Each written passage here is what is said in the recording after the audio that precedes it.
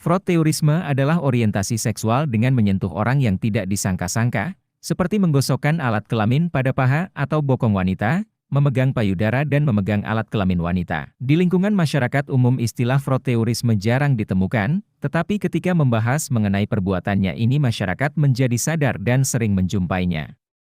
Terutama di lingkungan kota yang sibuk sering menemukan kejadian frotteurisme di angkutan umum, bis, kereta yang antri dan padat.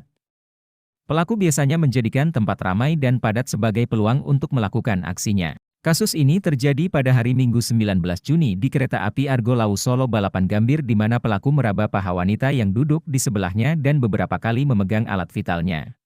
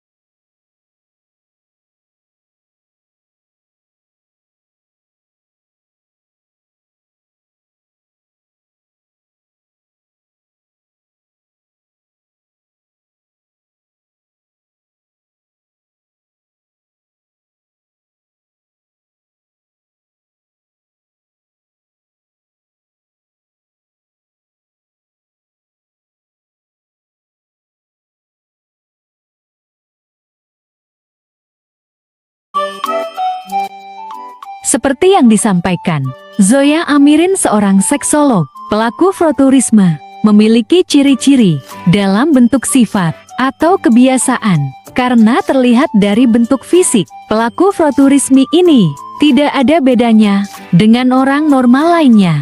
Seseorang dapat dikatakan frotteurisme ketika senang memperoleh kepuasan saat melakukan gesekan terhadap korbannya dan ketagihan untuk melakukannya berulang kali. Begitu juga yang disampaikan oleh Dr. Boyke, seperti ditulis Pradipta Nugrahanto, 2010.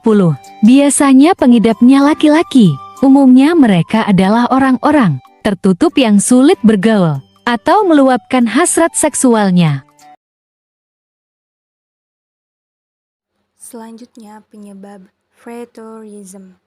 Pada awalnya, terjadinya kelainan ini bersifat psikologis atau kejiwaan.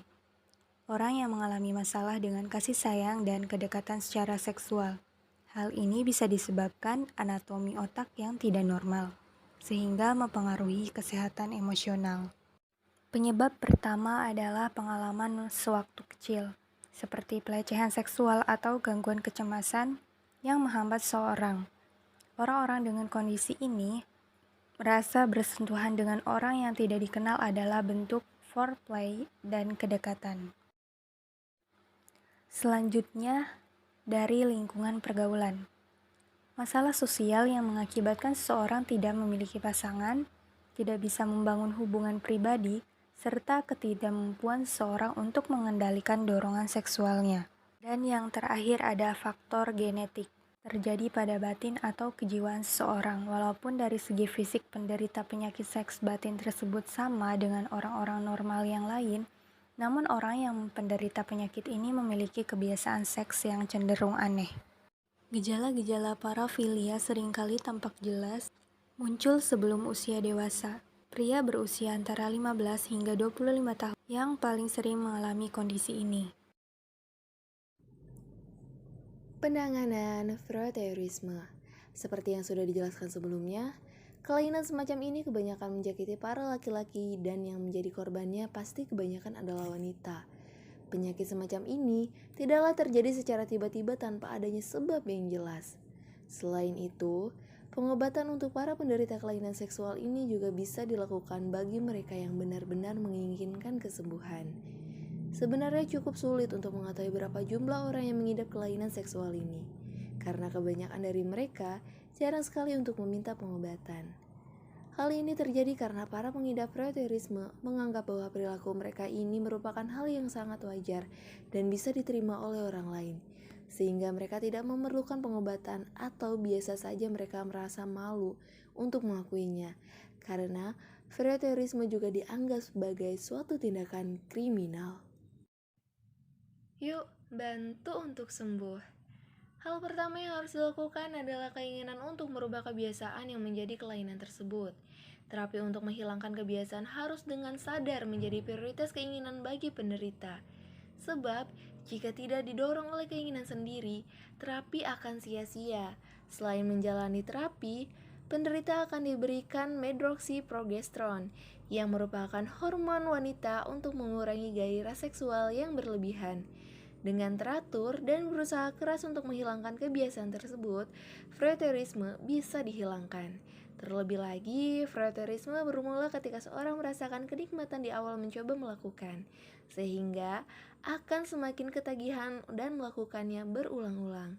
Nah, ladies, jika Anda memiliki rekan yang memiliki kelainan ini, ada baiknya untuk membantunya terbebas dari kebiasaannya yang nyatanya bisa membawa mereka ke meja hijau. Lalu bagaimana ketika kita melihat atau menghadapi perilaku voyeurisme? Perilaku voyeurisme lebih sering terjadi di dalam kendaraan umum, seperti di kereta, busway, dan sebagainya. Jika kita menghadapi perilaku tersebut, yang pertama harus dilakukan yaitu berpindah tempat jika memungkinkan. Yang kedua, menegur perilaku. Dan yang ketiga, membentak pelaku bahwa kita tidak suka dengan tindakannya. Jika kita melihat ada yang melakukan perilaku tersebut, yang pertama kita lakukan yaitu tegur pelaku dan menjauhkan korban dari pelaku. Lalu laporkan kepada petugas setempat.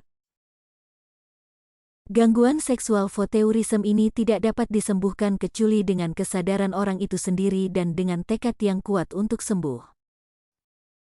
Ingat, tegur, pisahkan, laporkan.